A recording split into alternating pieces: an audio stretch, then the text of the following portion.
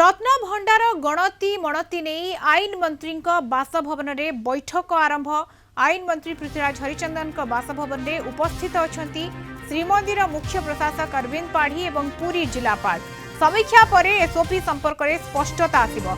यापर दिन गोटाए रे मुख्यमंत्री समीक्षा बैठक करेंगे। महाप्रभु रत्न अलंकार गणति मणति 3 मास मध्य सारिबाकू निर्देश देइछन्ती हाईकोर्ट। खूब शीघ्र गणति मणति नहीं तारीख चूड़ांत हो पारे।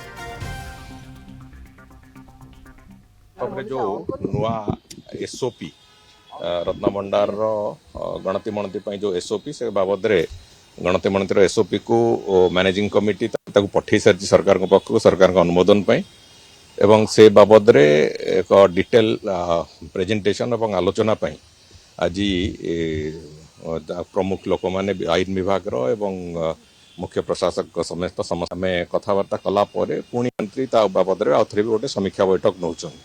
तेणुक ये दुईटी समीक्षा पर वास्तव में जो कम आगू जावा कथा से प्रक्रिया आरंभ हम और से प्रक्रिया मत लगुच बहुत शीघ्र आम आरंभ कर प्रायत आसपे मुख्यमंत्री समीक्षा पर आम आहरी स्पष्टता बाबद दू।